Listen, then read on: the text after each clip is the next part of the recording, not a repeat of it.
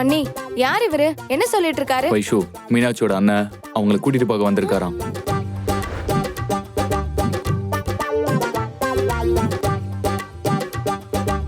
அப்போ சீப்பா நம்மள விட்டு போக போறாங்களா?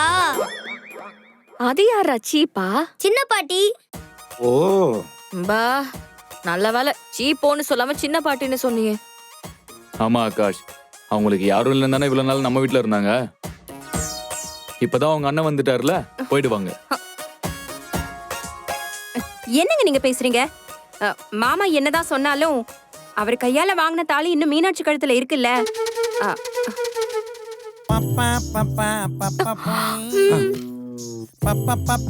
போருமா போரும்.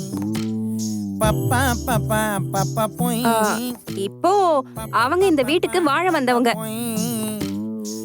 அப்போ நாம அவங்கள ஈஸியா போன்னு சொல்ல முடியுமா? அது மகா பாவங்க. கங்கா இவ்வளவு நல்லவளா? அப்பா, என்னப்பா எதுவுமே பேசாம இருக்கீங்க? அண்ணி சொல்றதுதான் சரி. நான் சித்திய அனுப்புறதா இல்ல. நான் விட மாட்டேன். வைஷு, நீ புரியாம பேசுற. பிரபு சொல்றதுதான் கரெக்ட். அப்போ மீனாட்சி கழுத்துல இருக்கிற தாலி பொய்ன்னு சொல்றீங்களா மாமா? ஐயோ, இப்ப இப்படி பேசுற நீங்க அன்னைக்கு கோவில்ல அவங்கள காப்பாத்தாம விட்டுருக்கலாமே. அந்த ஒத்த கையனை கட்டிக்கிட்டு 3 கையோட வாழ்ந்திருப்பாங்கல்ல. என்ன கங்கா பேசுற? அந்த நேரத்துல நான் மீனாட்சிக்கு நல்லது தானே செஞ்சேன். அதுக்காக காலம் பூரா மீனாட்சி இங்கேயே இருக்க முடியுமா? பாத்தியா மீனாட்சி, உன் கழுத்துல கிடக்கிற தாலிய அவரு கொஞ்சம் கூட மதிக்கல. இவன் ஒத்த.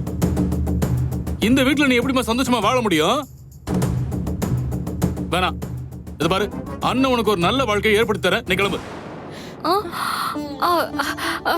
அப்படிலாம் சொல்லாதண்ணா.